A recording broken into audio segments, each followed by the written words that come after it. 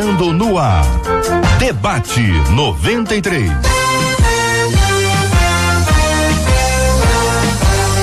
Realização 93 FM. Um oferecimento Pleno News. Notícias de verdade. Apresentação J.R. Vargas. Alô, meu irmão. Alô, minha irmã. Aqui fala J.R. Vargas. Estamos de volta. Começando aqui mais uma super edição do nosso Debate 93 de hoje, nessa sexta-feira, 7 de fevereiro de 2020. Dia de festa! Uhul! Marcela Bastos, muito bom dia, Marcela. Bom dia, JR, bom dia aos nossos ouvintes, nossos debatedores, já com tchauzinho pra nossa câmera nova, viu, debatedores? Vocês estão direto na nossa câmera. Hoje, agora, pega vocês do início ao fim. Tudo que vocês fazem, tudo que vocês falam, tá tudo ali, ó. Eu tô falando direitinho, que já tá quietinho, porque ele gosta de zoar. Nessa hora ele fica dizendo se eu informei a vocês ou não, que vocês tinham que vir arrumados. A pergunta que eu faço é quem chegar atrasado, o ouvinte vai tomar conhecimento? Ai, JR, vai. Tô perguntando, porque é o seguinte, eu vou perguntar pra você, porque o Bispo Sérgio, ele veio com um blazer sensacional, esse blazer aí. Não, mas ele não sabia não, hein? Esse blazer, não sabia. Você é ouvinte da 93, como não sabia, tem uma assessoria boa também. Tá ligado. Muito bem, Marcela, nossos debatedores já estão presentes aqui conosco no estúdio? Já estão com a gente aqui, nossa menina da mesa tá chegando, já que você tá falando, ela tá chegando, tá presa no trânsito, mas eles já estão aqui, os meninos já estão preparados para mais um debate. E quem também tá preparado são os nossos ouvintes. Como eles sabem que hoje é sexta-feira, 968038319, sexta-feira é dia de você dar parabéns pro seu pastor, sua pastora, que faz aniversário hoje, sexta, amanhã, sábado, aniversário da sua igreja também. Manda pra gente, por favor. Muito bem, Marcela Bastos, nossa gratidão a Deus pela vida dos nossos amados ouvintes. Tá ligado aqui no Debate 93 pelo Face? Manda uma alôzinha aqui pra gente. Pode dizer aqui de onde você tá acompanhando a gente, dizer que você tá ouvindo, tá acompanhando, tá vendo aqui os nossos queridos debatedores. Sempre muito legal ter aqui o seu alô, a sua mensagem, a sua palavra com a gente aqui pelo Facebook da 93 FM. Todo mundo, vamos apresentá-los? Bispo Sérgio Donato, tá tchauzinho lá, bispo. Ao lado dele, bispo Davi Gualberto. Ao lado dele, estreando hoje com a gente, pastor Rafael Belo. E a nossa menina da mesa, pastora Daniele Queiroz. Ela veio. Chegou na hora. Correndo, pulou as escadas todas. Foi, veio pulando, saltou pelos nós. São 11h07 aqui na 93 FM. Um dia feliz e abençoado. Espero que a sua manhã tenha sido muito abençoada. Que teve lutas e batalhas, vamos entregar nas mãos do Senhor. Deus tem uma palavra para sua vida e através de você para muitas outras pessoas também. Então vem para cá, vem para 93 FM, vamos juntos em nome de Jesus. Este é o Debate 93 com J.R. Vargas na 93 FM. Tema 01 do programa de hoje. Sei que a vontade de Deus é boa, perfeita e agradável e que a minha é marcada pela imperfeição, mas como orar de acordo com a vontade do Senhor? Existe um modelo de oração que agrada mais a Deus? Se a pessoa estiver longe de Deus, desagradando ao Senhor com uma vida de pecados, ela terá sua oração ouvida ou respondida? O que pensam os nossos debatedores? Bispo Davi Gualberto, muito bom dia, seja bem-vindo ao Debate 93 de hoje. Queremos ouvir a sua opinião sobre esse assunto, Bispo. Bom dia, meu amigo JR, bom dia aos nossos amigos debatedores, a nossa pastora, que bom estarmos juntos esta manhã. Eu creio que já no enunciado aqui da questão, o tema, ele fica bem claro. Há um distanciamento entre Deus e o homem, não é?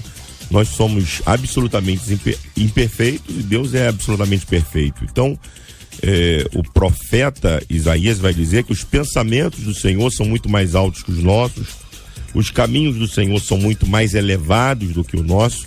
Então, isso faz com que constantemente os nossos desejos estejam desalinhados à vontade de Deus. Nós, quando a gente olha a palavra de Deus, vamos ver fartos exemplos até de homens de Deus que os seus desejos não estavam alinhados exatamente com aquilo que Deus deseja. Isso acaba aparecendo até no momento da oração. Então, como a gente pode diminuir um pouco essa questão? Primeiro, eu acho que é reconhecendo que nós somos imperfeitos e Deus é perfeito. E segundo, nos valendo da ação do Espírito Santo. O apóstolo Paulo diz que nós não sabemos orar como convém, mas o Espírito intercede por nós, ele nos ajuda nas nossas fraquezas. Então eu penso que a gente, reconhecendo a nossa limitação diante da perfeição de Deus e nos valendo da condução do Espírito Santo no momento da oração, nós vamos diminuir um pouco esse distanciamento que há entre os nossos desejos e a vontade de Deus. Pastora Daniele Queiroz, muito bom dia, seja bem-vinda. Como analisa este tema, querida irmã? Bom dia, JR, bom dia, pastores, ouvintes. Eu acredito que a palavra de Deus nos dá, sim, alguns modelos de oração que agradam mais ao Senhor, e o principal elemento nesse processo é a fé. A Bíblia diz que sem fé é impossível agradar a Deus. Então, num primeiro momento, a oração que agrada é a oração que é feita com fé.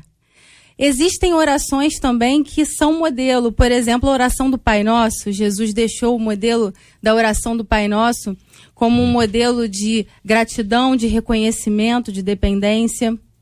Agora, quando eu penso sobre a pessoa que está numa vida de pecados ter a sua oração respondida por Deus, depende. Se for a oração do arrependimento genuíno, sim, essa oração será ouvida.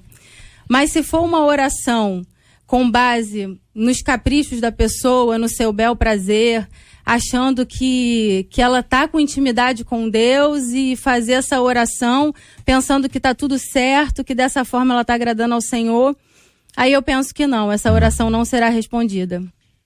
Bispo Sérgio Nonato, muito bom dia, seja também bem-vindo ao debate 93 de hoje. Bom dia, JR, bom dia aos debatedores, aos nossos ouvintes, é um prazer estar novamente neste lugar, falando de um assunto muito importante, e nós vamos nos deparar com a pergunta do nosso ouvinte, e ele vai dizer, mas como orar de acordo com a vontade do Senhor? Não é simplesmente orar de acordo com a vontade, mas buscando a vontade, haja vista que ele já falou que a vida dele já é marcada pela imperfeição, isso é óbvio, né? Então nós oramos buscando a vontade, conhecer a vontade do Senhor. E quando também ele diz se existe algum modelo, a Bíblia vai falar, o apóstolo Paulo vai falar na carta aos Romanos, no capítulo 12, no verso 2, não se amoldem ao padrão deste mundo, mas transforme-se pela renovação da sua mente para que sejam capazes de experimentar e comprovar a boa, agradável, perfeita vontade de Deus. Então, nós lutarmos o tempo todo para não tomar a forma, não se amoldar aos padrões desse mundo que nos sufoca, uma pressão muito grande, esse detalhe dos padrões do mundo. Aí eu me deparo novamente com o provérbio 28:9, que vai dizer que se alguém se recusa a ouvir a lei, até as suas orações serão detestáveis.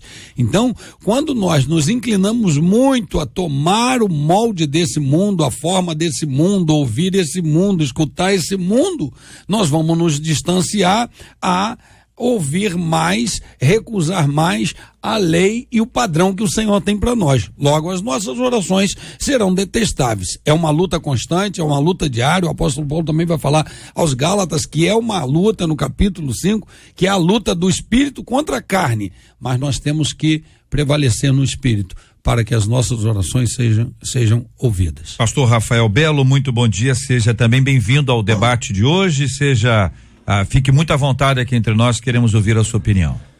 Olá, JR, olá, debatedores, ouvintes, que privilégio eu tô tendo de poder estar nessa mesa aqui participando desse momento tão incrível da Rádio 93 e estreando, para mim é singular e muito produtivo estar nessa mesa e ouvindo o coração de vocês.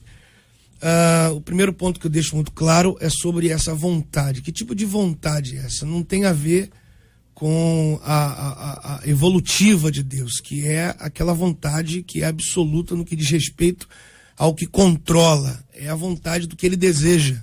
Então, existe um padrão para que você alcance essa vontade que ele anseia que você viva, que ela é boa, perfeita e agradável. O ouvinte, ele é muito expressivo em deixar muito claro, assim como o bispo Sérgio deixou expressado, é a consciência dele. Ele é muito distinto em ser claro que a consciência dele é uma consciência em que ele sabe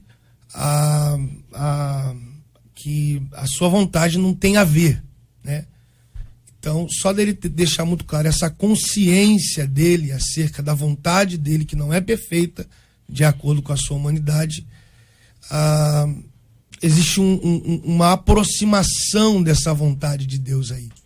Só dele expressar a sua consciência. E aí ele vem se envolvendo em outro tipo de assunto, que é a oração, como a pastora colocou, o bispo Davi se expressou também.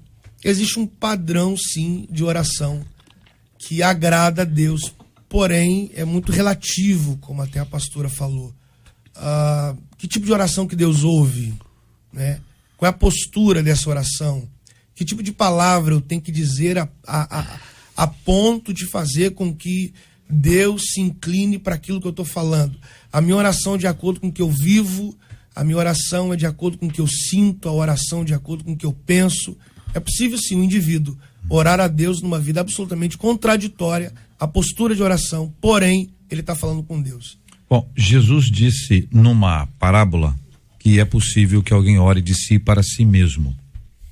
E ele, contando isso, trouxe à tona a figura do fariseu em relação a um publicano, de alguém que tinha acesso à informação e alguém desinformado.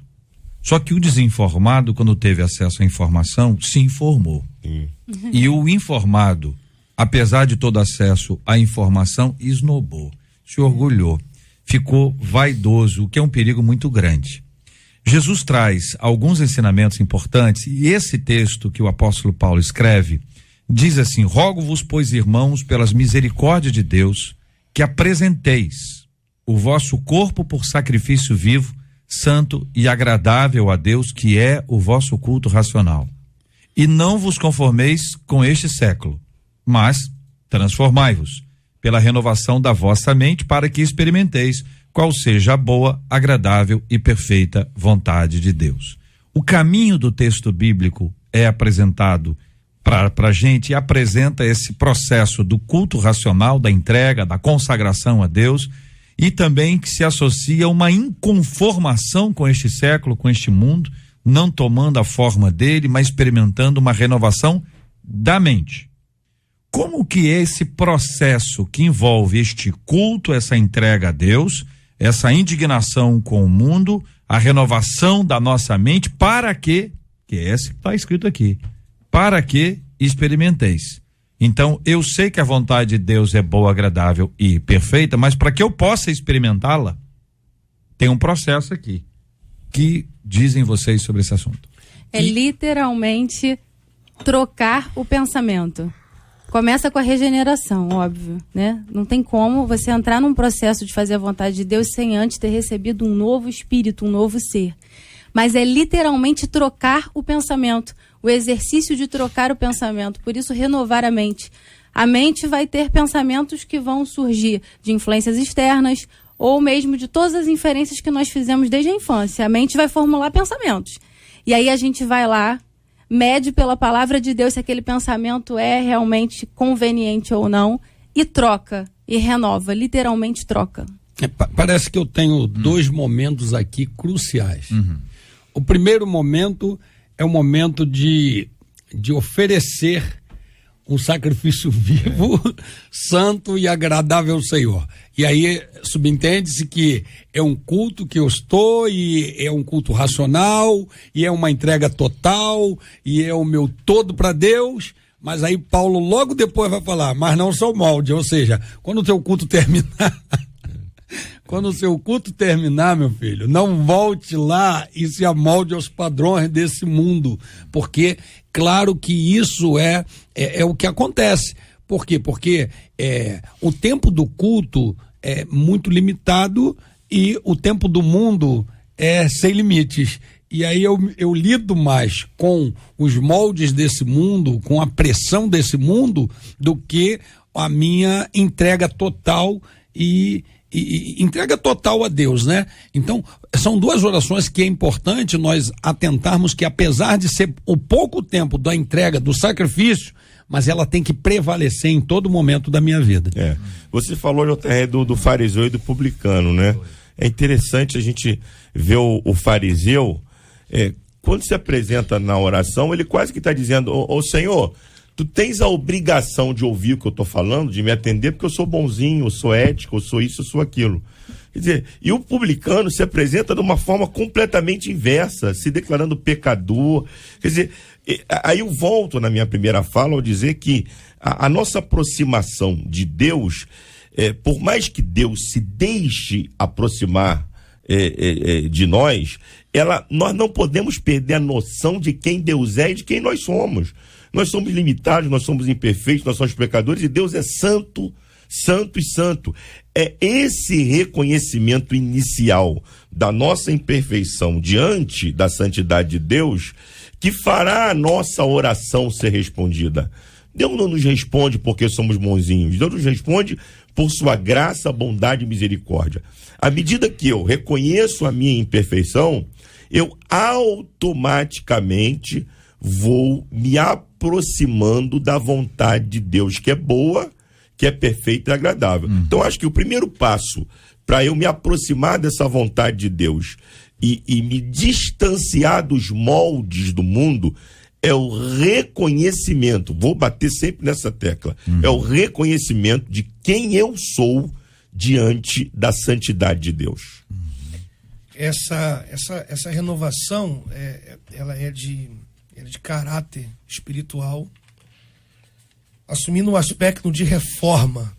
Esse é o meu ponto de vista, em que as faculdades mentais e espirituais e as faculdades imateriais do indivíduo são afetadas pelo que deve à ação dessa renovação da mente. Isso afeta o comportamento do indivíduo, né? Aquilo que é a mente passa por esse processo de reforma, né? Ele sai de uma forma oferecida e passa por uma reforma da proposta do texto, e isso é tão forte dentro do indivíduo que o externo dele é absolutamente reconhecido a partir do momento em que ele muda a sua forma de pensar. Então, isso é um processo. Primeiro você muda a sua mente. Mudar de mente é muito interior.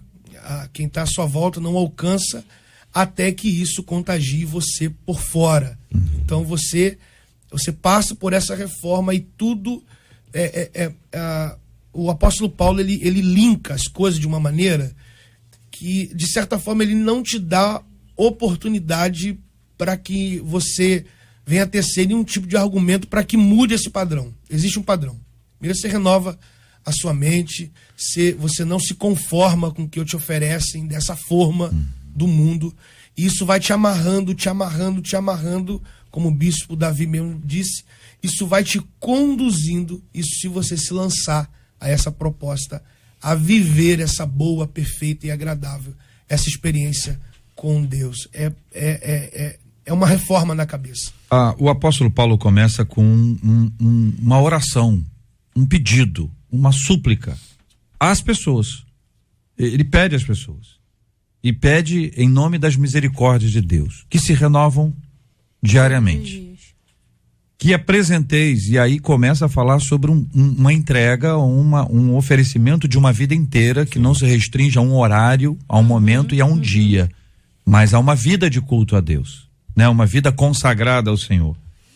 Essa não conformação com este mundo que prega tanta coisa que desagrada ao Senhor, está aqui, como vocês disseram, o contraponto dessa conformação a este mundo é a renovação da mente. E essa renovação, ela não acontece uma vez só. É uma renovação contínua. Só quem pode renovar a nossa mente, nos dando uma nova mentalidade, é aquele que produz em nós a metanoia. Essa mudança de mente é obra do Espírito Santo. Então eu posso me condicionar a alguma coisa e aparentar que houve uma renovação da minha mente. Houve, mas não é espiritual. Alguém pode, de maneira coercitiva, encaminhar alguém, disciplinar alguém, e esse alguém começar a falar palavras de ordem, falar frases impactantes, expressar-se de uma forma que aparentemente houve uma mudança, mas é só uma renovação de discurso, uma renovação de fala, não tem uma renovação de mente. A atitude reflete a mudança da mente. O discurso pode ser só a renovação do discurso. Estou falando isso, mas quero submeter isso à mesa. Quero perguntar a vocês qual é a diferença, em que instante a gente coincide isso ou não, em que renova a mente ou renova a palavra, em que renova o comportamento que é visto pelas pessoas ou o comportamento que é visto por Deus e pelas pessoas. Compreende a diferença? É aquilo que é lá de dentro ou aquilo que é só a casca. Mudou só a embalagem? Mudou a embalagem, mudou meu discurso, agora eu falo diferente, eu tenho um outro tom de voz, eu tenho uma expressão, eu falo isso, eu utilizo aquilo e aparentemente diz, olha, pai, o negócio foi, mas só que não foi. Eu acho que tem dois processos interessantes. O primeiro é que o salvo, ele sempre vai dar fruto de salvo. Então começa com a regeneração, essa mudança do modelo mental. Tinha um modelo mental do mundo, agora eu tenho um modelo mental do reino de Deus. Começa com a regeneração, a próxima etapa é a santificação. Né? Startou na regeneração, vai para a santificação. Agora, tem um processo interessante do novo convertido. O novo convertido muitas vezes passou pela regeneração genuína, mas por ser uma criança na fé, ele dá muita atenção a vozes de comando imperativas que vão tratar do exterior. Então, essa relação, eu acredito que vai começar a se evidenciar com o tempo. Conforme as provações vão vindo, as provações vão apurando essas obras, se elas são de fato legítimas, se não são, se realmente essa transformação é genuína, se não é, porque aquele que de fato foi regenerado, que de fato teve a mudança de mente, sai modelo do mundo, entra modelo do reino de Deus, ele vai suportar, ele vai ter a sede de Deus, ele vai entrar no processo, e por mais que ele se sinta fraco em alguns momentos, o Espírito Santo está ali, e ele vai entender a voz do Espírito Santo e vai se levantar. Então é um processo. Eu penso que é isso que acontece. Agora, tem, claro, as pessoas que vão seguir somente a conduta moral. Só o moralismo do cristianismo, de forma vazia, de forma enganosa. E aí também vai ser o tempo que vai revelar se esse fruto é bom ou não. Essa maneira coercitiva é uma maneira perigosíssima, porque é contra a própria vontade da pessoa, e tudo que é contra a própria vontade vai gerar uma aparência, né? E é o que nós vemos aí, é o legalismo, né?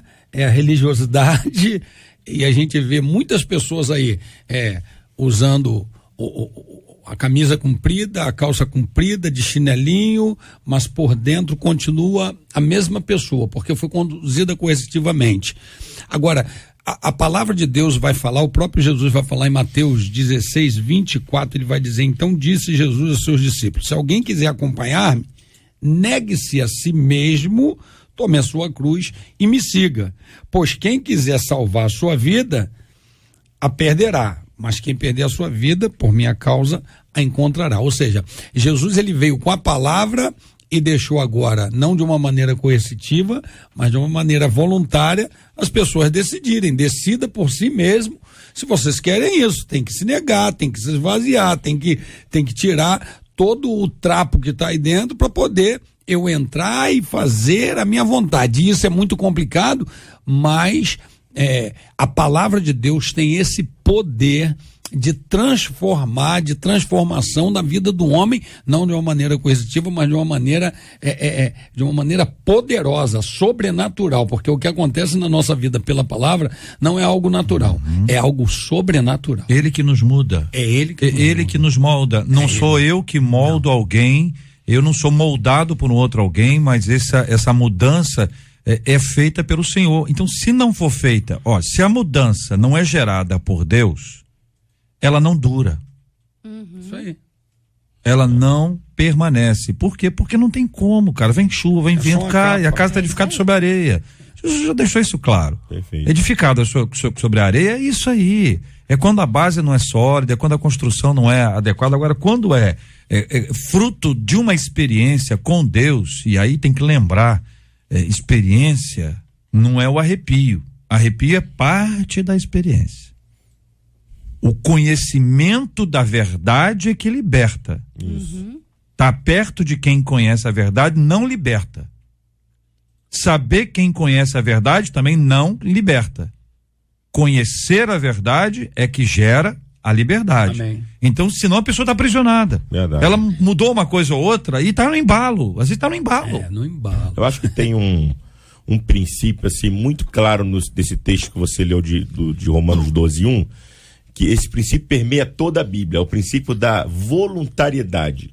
No reino de Deus, a voluntariedade, a entrega pessoal, ela é fundamental, sobretudo nesse processo de transformação. Deus não força nada a ninguém. O bispo Sérgio Nonato leu aqui o texto claro de Jesus: se alguém quer vir após mim, negue-se. Se alguém quer vir após mim. Então não é uma obrigação, não é uma imposição, é uma voluntariedade. Eu preciso querer para que eu possa, então, ter a minha vida transformada. E eu acho que nesse processo de transformação, você colocou uma coisa assim muito séria, a pastora também colocou. Nós, pastores, nós líderes, temos que ter uma percepção clara do limite da nossa ação nesse processo de transformação. É claro que eu, como pastor, sou um instrumento de Deus a ajudar um neoconvertido a encontrar o seu caminho. Mas eu sou instrumento de Deus a ajudá-lo a encontrar o seu caminho. Eu não tenho que tornar as pessoas cativas a mim. Eu preciso ter a sensibilidade espiritual para entender quando é que aquela pessoa vai encontrar o seu processo de amadurecimento. Samuel, ele só ouvia a voz de Deus através de Eli, mas teve uma hora que Deus queria falar direto com Samuel. E Eli entendeu isso, meu amigo. Quando você ouvir de novo essa voz, não vem até mim, não. Porque Deus quer falar com você diretamente. Chegou o momento da sua independência espiritual. Então, nós como líderes, como pastores, temos que levar as nossas ovelhas a um relacionamento direto com Deus. Não é ficar eternamente dependendo da gente, até para escolher cor de camisa que vai comprar na loja. Mas tem isso? Ai, demais. Pastor, posso comprar camisa amarela ou branca? Azul ou preta? Deus. Posso comprar um carro Onix ou um Velox? Então as pessoas ficam ligando pra gente, querendo saber tudo e quando a gente pode ter a nossa relação direta com Deus. São 11h32 aqui na 93 FM. Falamos então nesse tema número 01 sobre a importância de se buscar ao Senhor para identificar a vontade dele. A gente conhece as pessoas e à medida que a gente caminha com elas, nós vamos aprendendo aquilo que agrada a pessoa. Aquilo que agrada a Deus é conhecido pelas Escrituras, na caminhada com Ele. A Bíblia é absolutamente clara. Há um texto, inclusive, que diz que Deus não está preocupado com sacrifícios. Ele quer a obediência, a caminhada com Ele. Os fariseus conheciam tudo e eles eram excelentes em sacrifício, mas eram absolutamente fracos em termos de obediência. Não à toa, quando Jesus está com Mateus, os publicanos e pecadores, como eram conhecidos, eles ficam do outro lado da rua indignados. E Jesus responde que os sãos não precisam de médico, e sim os doentes. Só que naquele caso, de forma até muito clara, Cristo deixa óbvio para nós que os doentes são aqueles que podem acessar o médico e não acessam. Gente que se acha superior demais para se humilhar diante da poderosa mão de Deus para que Ele, em tempo oportuno, nos exalte. Você está ligado no Debate 93 com J.R. Vargas. Ô Marcela Bastos, amanhã é sábado, amanhã é dia de As Amigas. E amanhã, especialmente, as amigas não estarão aqui no ar da 93 FM. No horário das amigas, a gente vai ter aí reprise do acústico com o Kleber Lucas, porque amanhã as amigas estarão no Descendo Brasil, né? Nós estaremos lá, junto com a 93 FM, eu, Márcia Cartier, Andréia Maia, estaremos nesse movimento Descendo Brasil, que vai acontecer em 2 estádios lá em São Paulo e um estádio em Brasília. Acontece no Morumbi, no Allianz Parque e no Estádio Nacional lá em Brasília. Esse movimento de evangelização, de despertar das pessoas para o evangelismo, para a oração, para despertar, principalmente nos jovens, né? O desejo de ser um missionário onde quer que ele vá. É onde a sua... O bicho vai? O bicho está aqui assim. Eu vou. O bicho estará lá.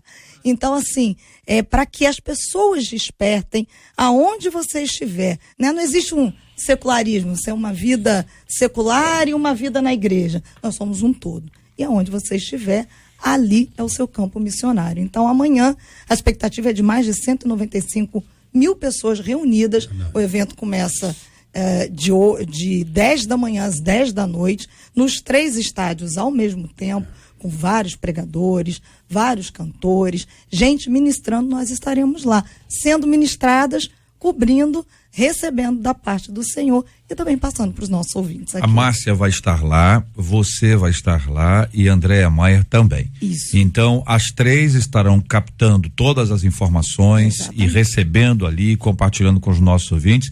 Isso é em texto, em foto, em vídeo? Em texto, foto, em vídeo. Maravilha. E também entraremos aqui pelo ar da 93 Muito FM. bem. Segunda-feira você vai ter aqui um tempo para você contar pra gente aquilo que for ministrado a sua vida lá, compartilhando com os nossos ouvintes. Nem todos nós temos o privilégio de estar lá.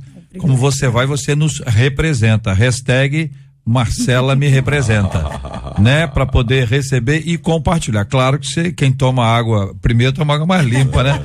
Mas essa é a bênção, conforme você disse, é o compartilhar para que todas as pessoas também sejam impactadas. E a 93 FM mais uma vez está junto. Isso aí, estamos juntos porque entendemos que realmente onde quer que estejamos, nós somos enviados do Senhor para viver uma vida santa, mostrando quem Ele é através daquilo que a gente faz, dotado das características que Ele mesmo nos deu. Então a gente não precisa estar, entre aspas, no campo missionário, ir à África, não. O seu campo missionário é o seu bairro, o lugar onde você pega a sua condução, aonde você estiver, esteja atento, você é um missionário. Muito bem. Estamos juntos no Debate 93. Um menino de 9 anos tentou matar a irmã mais nova dele, de 5 anos, lá na Flórida. Ele está detido em prisão preventiva e vai passar por uma avaliação psiquiátrica. A polícia registrou o caso como uma tentativa de assassinato em 1º grau.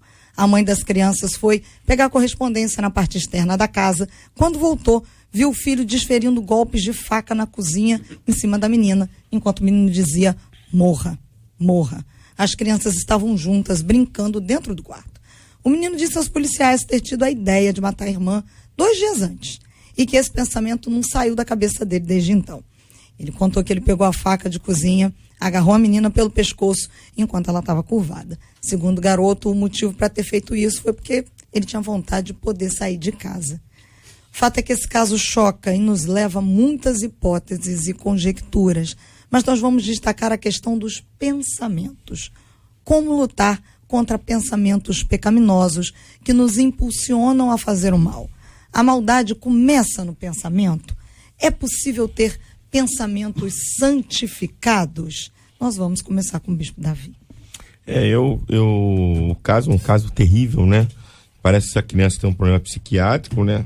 Grave, mas a verdade é que nós lutamos com pensamentos que muitas vezes vêm na nossa mente contrários àquilo que de fato a gente quer realizar. Eu acho que uma forma da gente lutar, nem nenhuma forma, é a única forma de lutar contra maus pensamentos, é enchendo a nossa mente da palavra de Deus. O apóstolo Paulo diz que a palavra de Deus precisa habitar ricamente em nós. Então, à medida que a gente vai inundando a nossa mente com a palavra de Deus, a palavra de Deus vai lavando a nossa mente, vai lavando os nossos desejos, porque embora sejamos salvos, embora sejamos regenerados, nós continuamos na nossa natureza humana. Então esse conflito acontece diariamente. E a única maneira de você vencer esse conflito se deixando moldar, a gente volta ao primeiro tema, né? Se deixando moldar pela palavra de Deus. À medida que a palavra de Deus vai enchendo a nossa mente, os nossos desejos vão sendo controlados e balizados pelos princípios da palavra do Senhor. A questão da renovação da mente, ela precisa ser considerada, todo esse exercício de trocar o pensamento, eu acredito que sim, começa no pensamento. O pensamento vai gerar aquele sentimento, vai gerar toda aquela atmosfera que pode se concretizar numa ação, né? Que é o pecado concebido, ou uma ação vitoriosa e abençoada. O fato é que nesse processo a gente também não pode desprezar os ardis de Satanás, as influências malignas, as potestades, os principados, os dominadores. Existe uma batalha espiritual que é real, que está acontecendo, que é transcendental, ou seja, não é algo que seja palpável, que seja físico, é algo realmente sobrenatural. E no processo dos nossos pensamentos, a gente precisa considerar isso. E se eu fosse simplificar essa ilustração, eu traria aquela clássica imagem do demoninho e do anjinho no ombro falando, né? Todo desenho animado tem essa ilustração e num modo real, num modo muito mais sério, amplificado, isso acontece. E no processo de renovar a mente, a gente tem que se lembrar que esse influenciador existe e precisa ser combatido também com a palavra. JR. Sim, querido. O menino, ele tem 9 anos. A sua irmã tem 5 anos. Ele está detido numa prisão. Ele agora vai passar por uma avaliação psiquiátrica. Essas crianças estavam juntas brincando. A expressão que ele diz, morra, morra. Vamos lá. Ele tem 9 anos de idade. A sua irmã tem 5 anos de idade. Eles estavam juntos brincando. Eu não vou falar dessa detenção preventiva. Eu não quero me deter sobre esse assunto, não me compete. Agora essa criança vai passar por uma avaliação psiquiátrica. Agora essa criança, justamente agora, por quê? Porque agora ele botou alguma coisa para fora, né? Mas essa criança de 9 anos de idade que desfere golpes de faca a uma irmã de 5 anos, um pensamento que no dia anterior já o invade. Então eu vejo que a maior problemática hoje dessa criança de 9 anos, dessa menininha de 5 anos de idade, a crise que está instalada aqui dentro é da família. Então a minha pergunta, e não é uma pergunta que eu preciso de uma resposta, é para que a gente só reflita: cadê o pai, cadê a mãe, né? Uma certa vez um menino me procurou após uma reunião minha, e ele disse que ele tentou o suicídio, porém ele não conseguiu, tentou por diversas vezes e não obteve resultado, mas ele me mostrou as fotos, como é que ele montou a estrutura dessa tentativa no quarto dele. Ele se utiliza de alguns ganchos, que para ele ter acesso a esses ganchos tem que chumbar na laje da casa dele. Então, um menino de 16 anos de idade chumbar um gancho desse na laje, cadê o pai e a mãe que não ouviu nenhum tipo de barulho? Então, a ausência do pai e da mãe na vida dessas crianças gerou esse transtorno todo. Ele hoje botou isso para fora, desferindo golpes contra a irmã. Mas essa criança de 9 anos já vem tendo um problema muito grande. Agora, eu acho que essa é a palavra que mais cabe. O governo, no ponto de vista psiquiátrico, vai levar ele a uma avaliação. Agora, vai levar uma avaliação a uma criança de 9 anos de idade.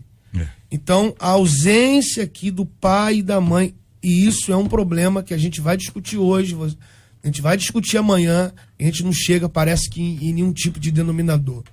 Os meus pastores aqui, que são líderes de igreja, eu ainda não tenho esse privilégio. Eu imagino a carga que vocês recebem. Eu vou falar de mensalmente, não vou nem colocar a cada término ou antes de reuniões de vocês, o nível que tipo de família tem crescido hoje entre nós? Se substitui a presença por presente. Cria-se uma ideia de que um presente vai substituir a presença. Então, cadê o pai e a mãe? Agora essa família está destruída, tratando-se do território que foi feito isso. Isso aqui parece-me que não vai ser voltado atrás. Acabou a família, traumatizou uma criança de 9 anos que vai ficar detida. Essa avaliação psiquiátrica vai dar um veredito para ele. Essa menina que recebeu essas facadas, o pai e a mãe, como que vai lidar com essa situação? E a gente está lidando com alguém que eu acredito que não seja religioso. Como é que muda isso?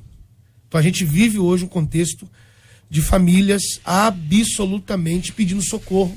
E como é que a gente socorre essa família? Debatedores. Alguma coisa gerou, né? Alguma situação gerou a atitude dessa criança de 9 anos, óbvio. Agora, e aí tantas pessoas estão buscando o que tem gerado essa violência toda nos adolescentes, nas crianças, e aí chegam a uma série de conclusões acerca de joguinhos, acerca de filmes, acerca de seriados, né?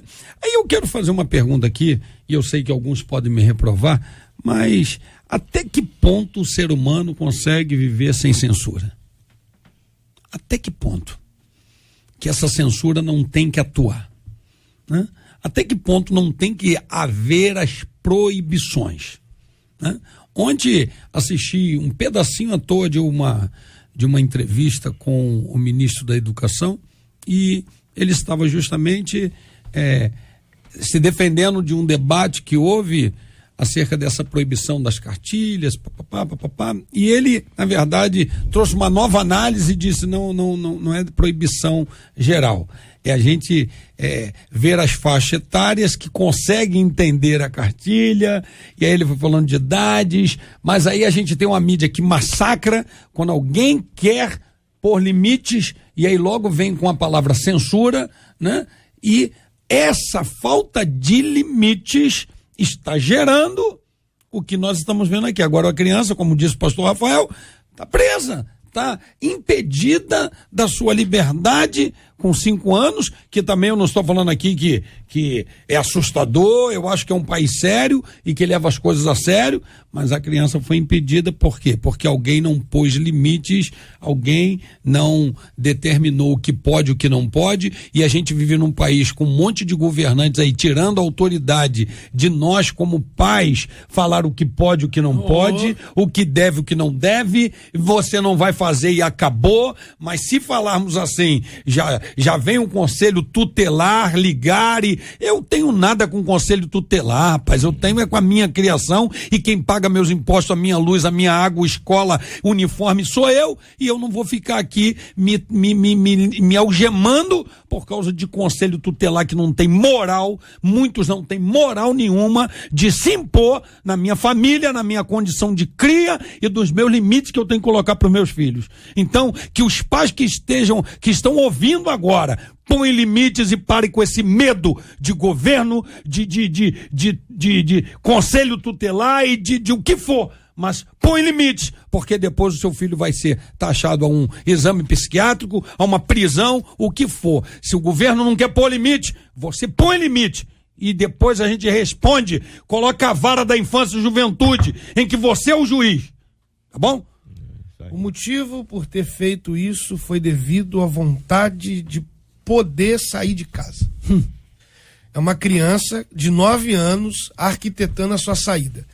Subentende, e aqui é uma hipótese minha, que ele, né, já havia tentado, quem sabe, talvez, essa saída. Ele se viu saindo dessa forma. Então, essa criança vai ao extremo, faz o que faz para sair de casa. Sair de casa por quê? Sair de casa por quê? Ele quer ir embora por quê? Apenas 9 anos de idade.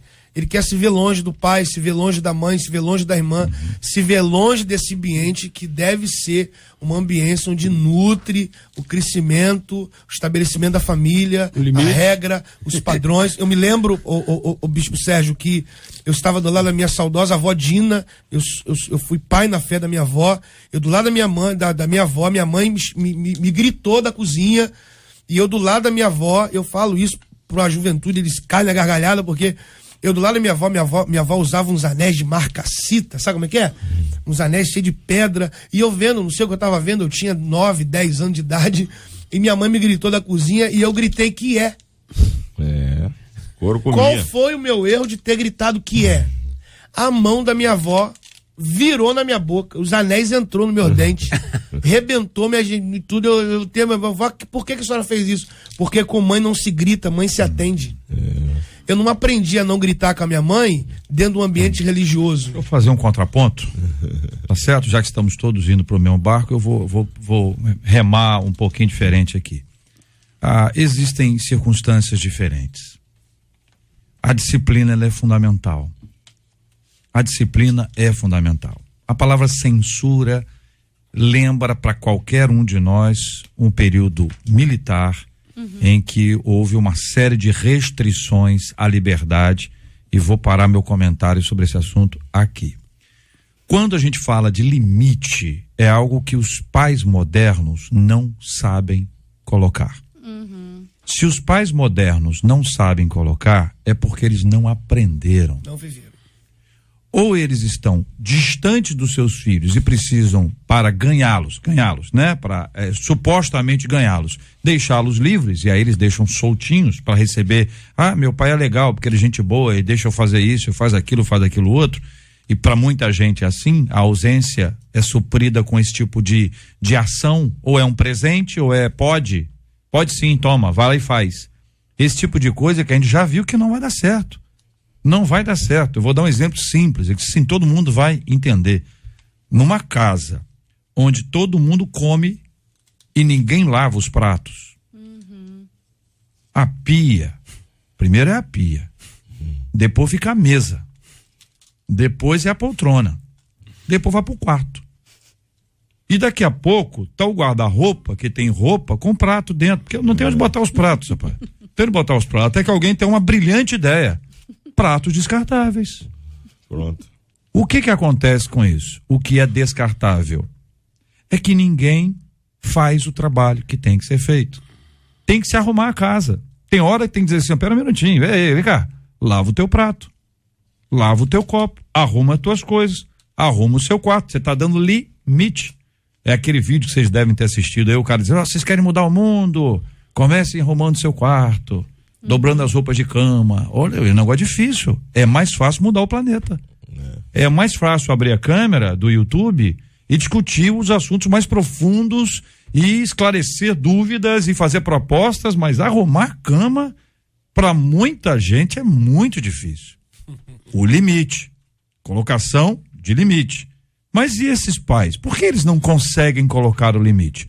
Por esses motivos aqui apresentados e outros tantos. Com quem que eles não aprenderam a colocar limites? Ou o limite era pesado demais e aí abriu a janela e alguns deles voaram? É uma hipótese entre tantas outras que temos aí.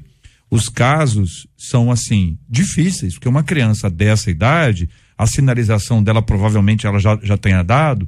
Tem muita gente ouvindo a gente que tem filhos agressivos. Sim. O menino que desde pequeno cospe nos outros.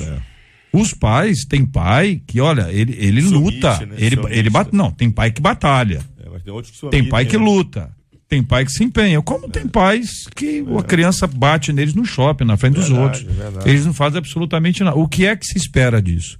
Aí Provérbios nos traz essa ideia de que uma criança que não sofre disciplina vai ser vergonha para os seus pais.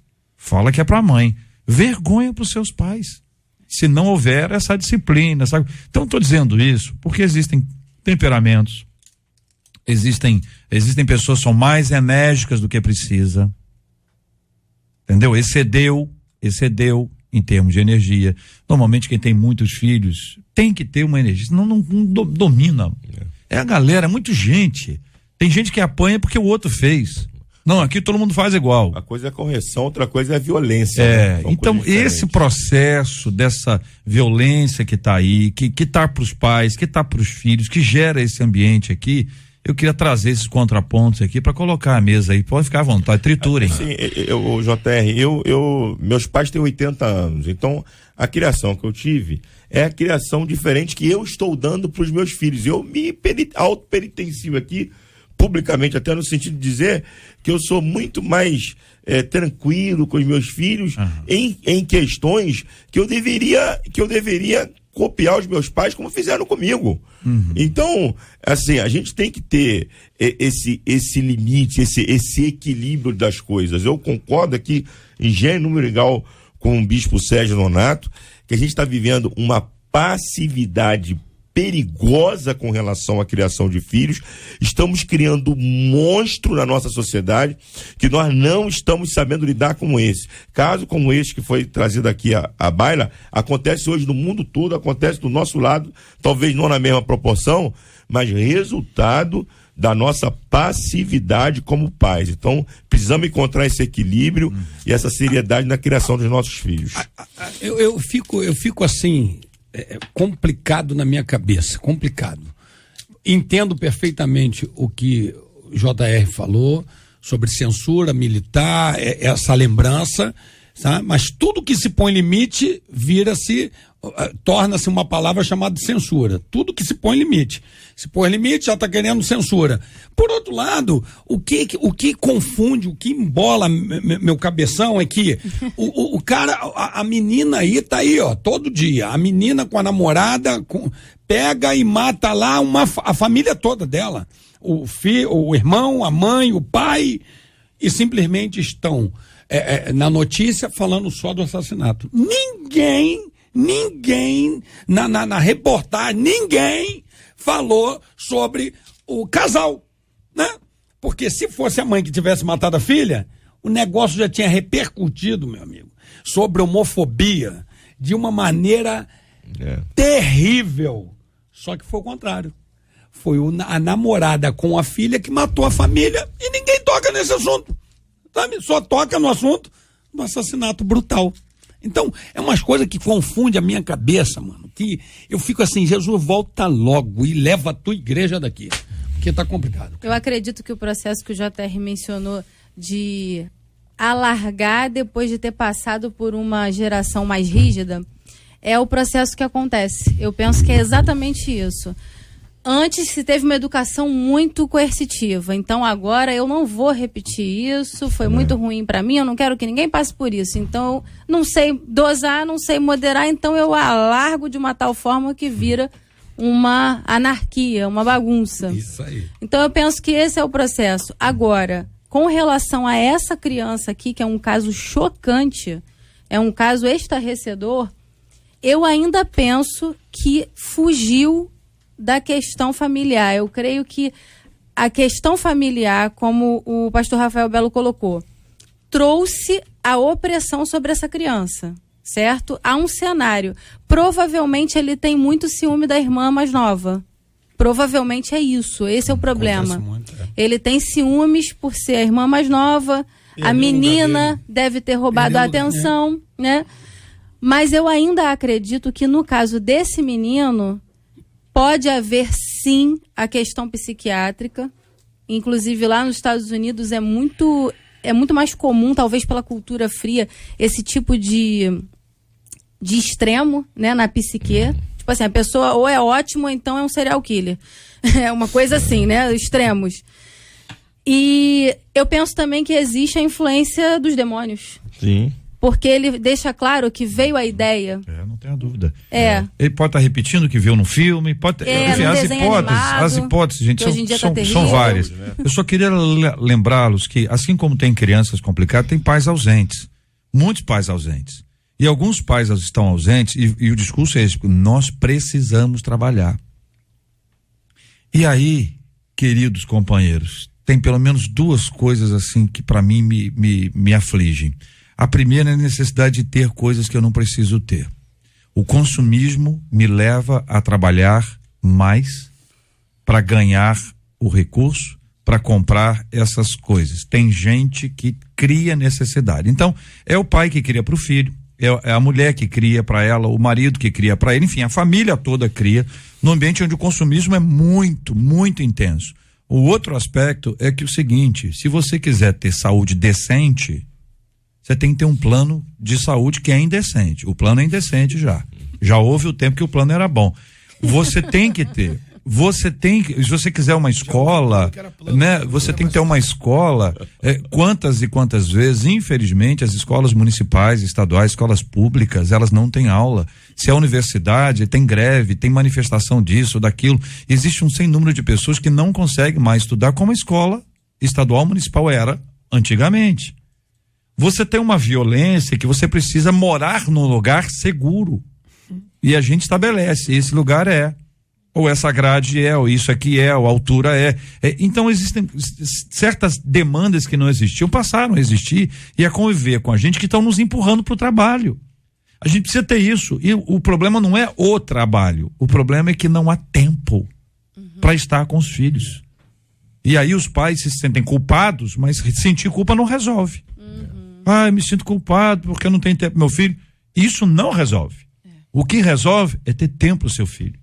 Então é necessário que a gente tenha um reencontro de pais e filhos. Sim. Você sabe que isso é uma coisa que é muito importante? Tem que ter um reencontro de pais e filhos.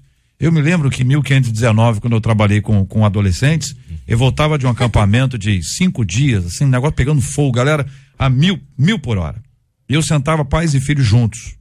Saía do ônibus, sentava os pais e os filhos juntos. Eu falei assim, vocês estão aqui juntos para abraçar seus filhos, mas é para eles contarem para vocês como foi o acampamento. Porque eu sei que muitos deles vão querer contar, mas vocês não vão querer ouvir. Só que aqui vocês vão ouvir. Aí eu começava assim, quarta-feira, o que aconteceu? Aí eles contavam.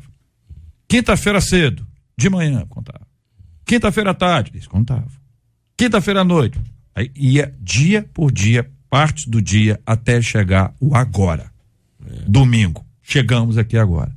Para que os meninos e as meninas, cheios de Deus, pudessem ser ouvidos pelos pais, que estavam cheios de si mesmos, e de afazeres, e de trabalho, e de cansaço, a ponto de não conseguirem ouvir os seus filhos.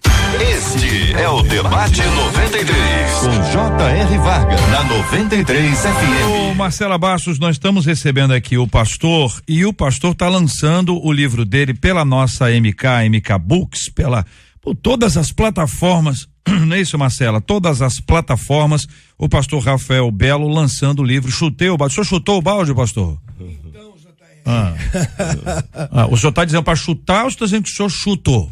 É uma forma de levar a consciência da expressão, né? Chutar o balde é um adágio, e eu me faço valer desse adágio para levar a consciência do leitor a rever as suas decisões, que já tomou, que está querendo tomar, e que não quer tomar, mas precisa ser revista. E são 120 páginas aí bem quente. Eu levo o leitor a rever as decisões, e há um processo de conversão muito bacana, porque faz o cara voltar atrás, rever a decisão que vai tomar, porque o camarada que decide chutar o balde, ele tá no ápice da sua loucura, do seu desequilíbrio. Quando ele chuta o balde, ele não tá atento que o balde estava cheio e machuca o pé. Então não é só chutar o balde, ele chuta o balde e se machuca. E quando ele se machuca, ao chutar o balde, ele derramou o conteúdo do balde. Isso. Como é que ele vai voltar com isso depois? E no final, após Deus ter tratado ele vê a necessidade de pegar o balde de volta, mas o balde está distante demais. Como é que ele transita nisso? Né? Eu tento ajudar um pouco nesses 10 capítulos aí. O interessante é que é começar pela capa. A gente fez questão de não colocar uma imagem religiosa, porque algo no meu coração brotou para eu escrever para quem não é evangélico. Então é extremamente bíblico o livro, deixa o evangélico muito confortável ao ler, tem uma ministração muito contundente, uma linguagem muito rebuscada, porém, a começar pela capa, é uma ferramenta para você ter acesso a quem já repudia a ideia da religião. alcançado. Muito bem, está disponível para os nossos queridos e amados ouvintes pela MK Books em todas as plataformas. O livro do pastor Rafael Belo, Chutei o Balde. É isso aí. É isso aí, minha gente. Obrigado, pastor. Deus abençoe muito o senhor, pastor. Obrigado pela sua presença aqui no nosso Debate 93 de hoje. Pode se despedir dos ouvintes. Gente, que alegria poder estar aqui, JR 93. Hoje os meus olhos estão vendo aquilo que os meus ouvidos ouviam. Que privilégio sentar à mesa, que edificação no meu coração, rever gente que amo, que é o Sérgio, o Davi, os bispos, a pastora, né? Muito bom estar aqui. Agora eu sei que voz bonita é essa que a gente ouve na rádio, né, Jota? Ô, meu querido. Da Marcela você tá falando, né? Obrigado, Marcela, gente. Tá Beijo ali, no coração. Obrigado mesmo. Obrigado, 93 querido. a todos, JR, os debatedores, minha gratidão sempre. Alegria Valeu. tê-lo aqui conosco. Bispo Davi Gualberto, obrigado, querido. Forte abraço. Eu que te agradeço a oportunidade de estar aqui, conhecendo pessoalmente o bispo Sérgio Nonato, a pastora Daniele, meu amigo pastor Rafael, que é um dos grandes pregadores dessa nação. Muito obrigado, Marcela. Deus abençoe a todos. Bispo Sérgio Nonato, obrigado, um abraço, querido. JR, é sempre um prazer estar aqui e, como já foi falado, rever amigos que há tanto não vi, o prazer de conhecer quem não conhecia. Mandar um abraço aí para nossa igreja, a catedral, e estaremos lá no Descende junto lá com a Marcela. Vai ser uma grande bênção, espero retornar cheio de mais ainda de Deus, né? Amém. Deus abençoe. Pastora Daniele Queiroz, obrigado, um abraço. Obrigada, JR, é sempre muito bom estar aqui. Deixo um abraço aqui para os meus amigos pastores, para todos os ouvintes, e que Deus possa nos dar uma semana abençoada agora que vai entrar. Amém, que assim seja. Marcela Bastos, muito obrigado, Marcela. Vamos dar parabéns? Hoje é aniversário do pastor Samuel Figueira, da Assembleia de Deus Ministério Multiplicar, ali em Itaboraí. Também é aniversário do pastor Hildebrando, da Congregacional de Itaboraí. Da pastora Edneide Santana, da Edneide Santana, ela é esposinha do pastor André, da Igreja Congregacional em Baldeador. Amanhã a gente canta parabéns, pastor Samuel Viano, da Assembleia de Deus de Firenze, pro pastor Raulino Rodrigues, da Assembleia de Deus em Lins de Vasconcelos, pastor Evaristo Pereira, da Igreja Pentecostal O Senhor é a Paz, pastor Marcelo Augusto, da Igreja Batista Getsemane ali em Olaria, pastor Maurício de Souza, da Assembleia de Deus Ministério Despertando Vidas, ali em Auma, pastora Elaine Taravella, da Assembleia de Deus Missão e Vida em Auschin, pastor Alexandro Prudêncio, da Assembleia de Deus Ministério Cristo Reina e Vive, em Santa Cruz da Serra, e da missionária Cláudia Souza, que é a esposa do pastor Claudinei Souza, da Assembleia de Deus Ministério Vivendo para Cristo. Mandar um abraço aqui, Marcela Bastos, para a Juliana Sampaio, ela está acompanhando a gente de Cachoeiro de Itapemirim, embora ela seja do Rio, porque amanhã é a posse do pastor Hugo, que é o esposo dela, com o pastor de juventude da Primeira Igreja Batista de Cachoeiro, e ela está acompanhando a gente diretamente de lá. Então, um abraço para vocês, que Deus continue a abençoá-los. Com certeza, este tempo ministerial aí será uma benção. Juliana e Hugo. Juliana e Hugo, Deus abençoe vocês. Deus mova todas as coisas através de vocês aí para essa juventude, em nome de Jesus. Um beijo para todo mundo, até segunda-feira, com a graça do nosso Deus, se assim ele nos permitir, e essa for a vontade dele. Amanhã, então, à tarde, a Marcela vai estar durante o dia inteiro, falando diretamente do Descend, lá de São Paulo. Você vai estar em qual estádio? No Morumbi. No Morumbi, excelente estádio, excelente, vai estar no Morumbi.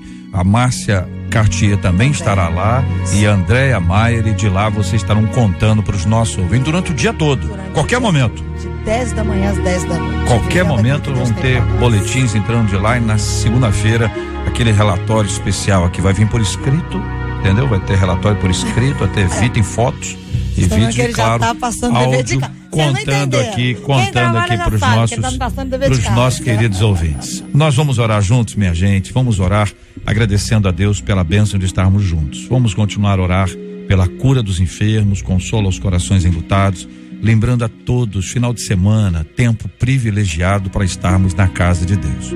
Todo dia é dia de estar na casa do Senhor, mas aos domingos existe aquele ajuntamento, né? Aquele tempo de estarmos congregando, reunindo, conversando, orando, buscando, aprendendo, glorificando ao Senhor. Não perca esta oportunidade.